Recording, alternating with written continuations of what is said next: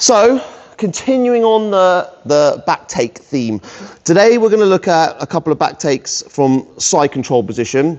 We're going to look at a super fundamental one, one which I think everyone can like straight away put in their locker, and then we're going to look at a slightly more advanced one because it involves just rolling through for the back take. So, when we're in side control position, one of my favourite things to do from here is to take the gi out on the far side for control. So I'm in the side control, I like to bring my arm over the top, I drop my lat onto the side of my partner's face so it gives me the opportunity to start taking the gi out.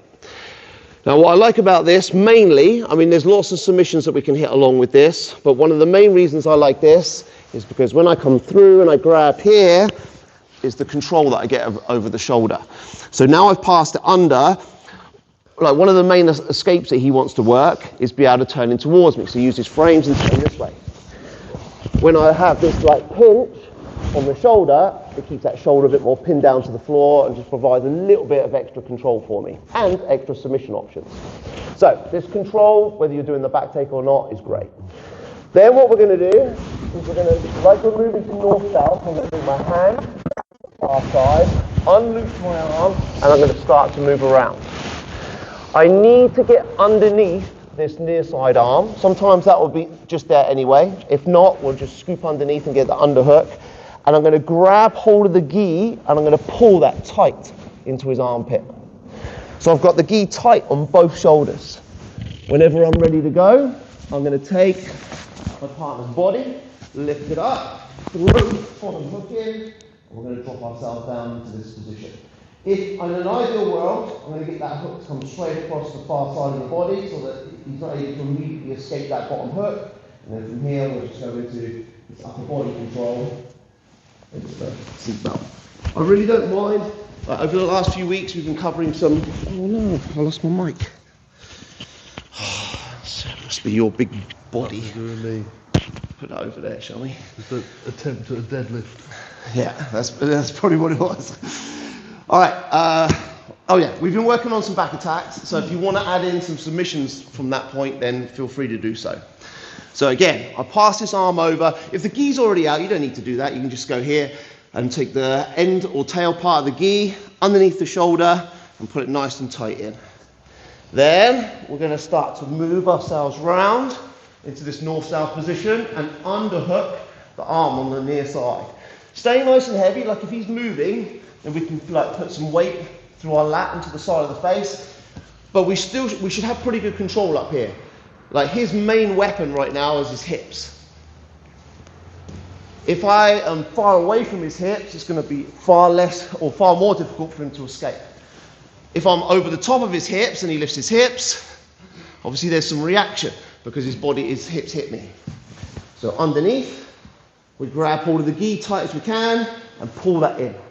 Then when we're ready, we're going to lift up my partner through the first hook in. Like if I keep this high, hopefully I can keep his arm high enough to create enough space. Leg throws in, and then through into the seatbelt. So one more time, getting that all nice and tight. So gi passes round, move round to north-south. Underhook the arm, stay nice and heavy. Get nice and tight, pull in on the shoulders, and then lifting my partner up, throw that first hook, into the seatbelt, and the finish. Your mic's gone again. No, I didn't put it back in, I just left it there. All right. Back take from side control, let's go! 1, 2, 3! Right, the second back take that we're going to do.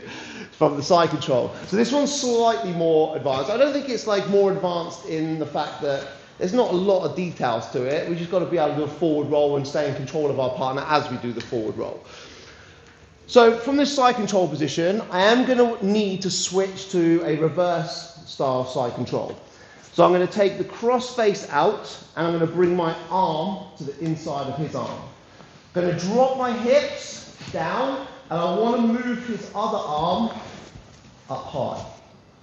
So this is a great control position for me as well. Lots of options from here. Even just something simple like going into mount position from here is super easy. Especially if I'm able to grab, pull the legs towards me, step over the top, and I can start turning myself in.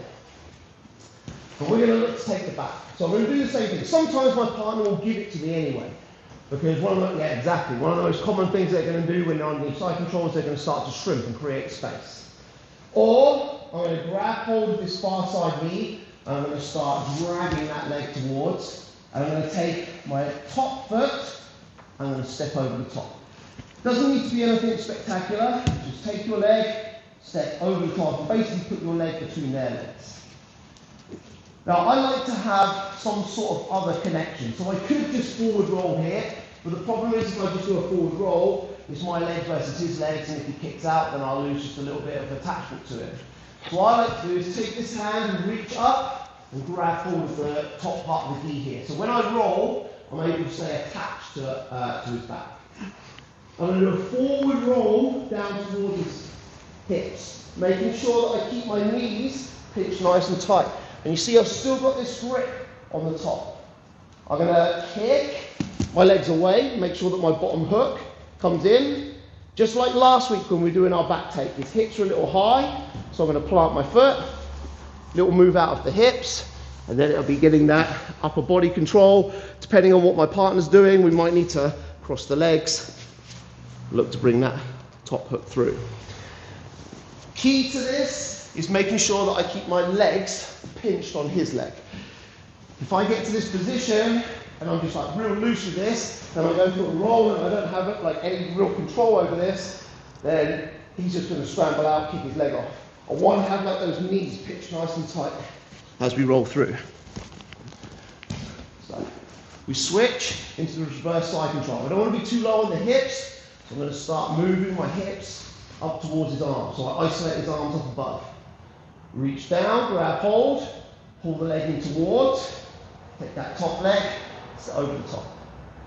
If you want a bit of attachment, reach up, grab, or even just like anywhere on the back there is good. You can even like just grab hold of the hips if you want to. Hips come up, we're rolling down towards his butt, knees nice and pinched, kick away. We're going to control, bottom hook goes in, little move of the hips, cross the legs, so it enables me to get my upper body control, and then in for the hook at the top. One more time for good measure. So from normal side control, switch the arm to the inside, drop the hip low, move the hips up high, pull the leg over the top, take a grip,